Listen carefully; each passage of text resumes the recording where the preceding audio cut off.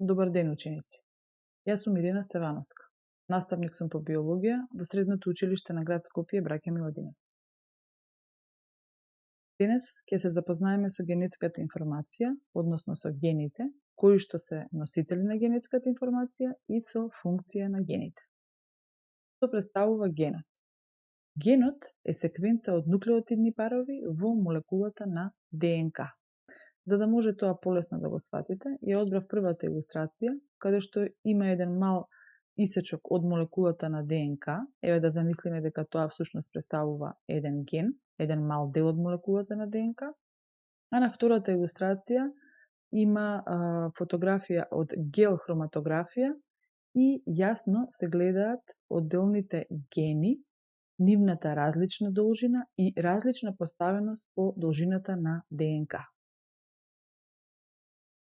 Откривањето на структурата на гените е најголем предизвик на модерната генетика. Еве еден мал историјат, како се дошло до тоа откритие и како се комплетирало. Прв кој има заслуга за откривањето на гените е Грегор Мендел и неговите 8-годишни истражувања со грашок. Тој кај грашокот истражувал како се наследуваат наследните особини, како се пренесуваат и кои се носители на тие наследни особини. Тој дошол до заклучок дека постојат структури кои што го обезбедуваат ова и ги нарекол наследни фактори. Втор научник, кој што е заслужен за откривањето на гените, е Јохансен, кој што всушност за прв пат го употребил поимот на гени.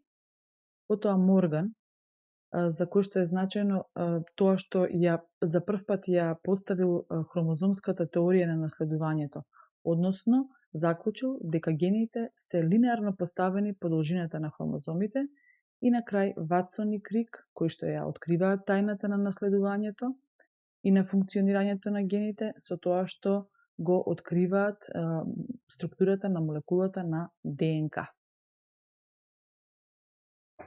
Генетската информација е запишана во редоследот на базите во молекулата на ДНК, тоест тука се запишани сите особини на еден организам. Тоа значи дека гените се носители на генетската информација. Гените го контролираат функционирањето и развитокот на еден организам, а најбитна е нивната контрола во синтеза на протеините, бидејќи го контролираат редоследот на аминокиселините во протеинската низа. Што би значило тоа? Дека во молекулата на ДНК има безброј гени, секој ген носи посебна информација, односно носи информација за синтеза на различни протеини и сите тие имаат различна должина и во нив е закодиран редоследот на аминокиселините кои што треба да се синтетизираат во клетката.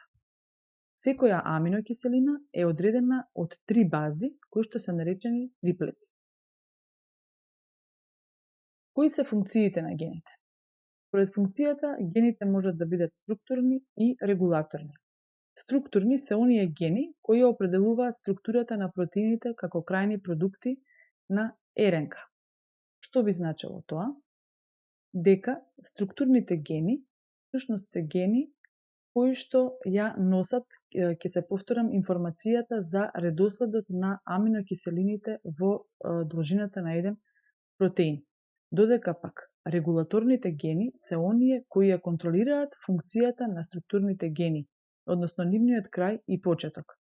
Тоа значи дека структурните гени не може да се бескрајно долги по должината на молекулата на ДНК, туку мора да имаат крај и почеток, од каде што би почнало да се врши транскрипцијата на информационата РНК, која што ја носи есенцијалната информација за синтеза на протеинот и распоредот на аминокиселините во него.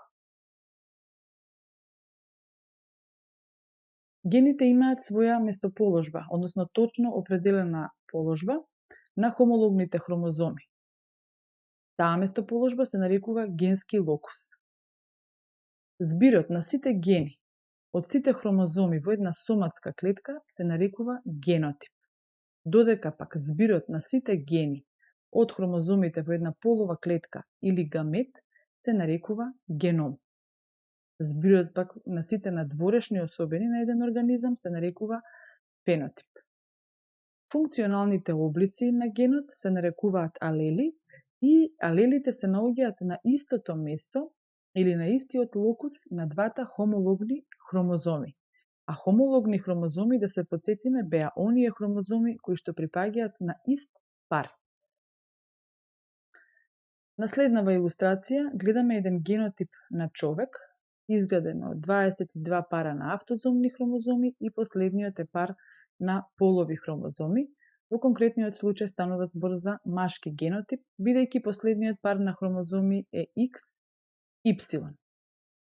Тоа значи дека хомологни хромозоми се, уште еднаш ќе повторам, оние кои што припаѓаат на секој пар. На втората илустрација гледаме идиограм на човечки хромозоми. Јасно се гледа црни, бели и сиви полиња. Тоа се всушност гените, кои што се наоѓаат по должината на хромозомите, и од тука можеме јасно да видиме од овој графички приказ дека сите гени по должината на хромозомите имаат точно определен локус. Гените исто така се одликуваат со пенетрабилност и експресивност. Пенетрабилноста е особина која покажува со колкава фреквенција се појавува генот кај единки од една популација. Додека пак, според експресивноста, гените можат да бидат доминантни и рецесивни. Кои се доминантни гени? Оние кои што имаат висок степен на експресија, односно се поизразени во популацијата. Додека пак рецесивните гени се со понизок степен на експресија или изразеност во популацијата. За да ова полесно го разберете, ќе кажам еден прост пример, поврзан е со бојата на очите кај човечката популација. Доколку се потрудите да приметите, во човечката популација темната боја на очите е подоминантна, односно е почеста кај единките од оваа популација, за разлика на светлата боја на очите, која што е поретка кај човечката популација. Тоа ни дава за право да заклучиме дека генот кој што е носител за темна боја на очите е доминантен, во споредба со генот кој што е носител на светла боја на очите, кој што е рецесивен во човечката популација. Еве уште еднаш да се подсетиме како изгледаа хромозомите. На овој хромозом јасно се гледаат различно обоени полиња, посветли и потемни. Тоа би требало да ни представува еден шеметски приказ за линеарната поставеност на хромозомите, односно, на гените по должината на хромозомот. Алелите на хомологните хромозоми можат да се најдат во две форми. Тоа е хомозиготна, каде двата алела се или рецесивни или доминантни, и хетерозиготна, каде што едниот алел е доминантен, а другиот е рецесивен. Подолу имаме пример кој што полесно ќе ни го објасни ова.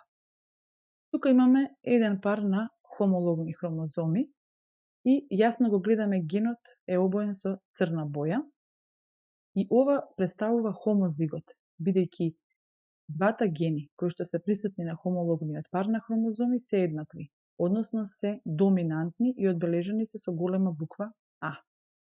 Вториот пример е исто така хомозигот, заради тоа што двата гени застапени на хомологните хромозоми се еднакви, односно се рецесивни, имаат слаба изразеност и се означени со буквата, малата буква А, додека пак третиот пример е пример за хетерозигот, односно пар на хомологни хромозоми, каде што кај едниот хромозом е присутен доминантен ген, а кај другиот е присутен рецесивен ген. И секако оваа единка треба да појасниме дека во фенотипските, односно во надворешните својства, ќе ја има особината што ја носи доминантниот ген. За крај, сакам да ви дадам една интересна задача, а тоа е да ги истражите постапките на манипулација со гени во модерната биотехнологија, односно да заклучите и да ги разгледате негативните и позитивните аспекти од ваквата манипулација со гени. Ви благодарам на вниманието.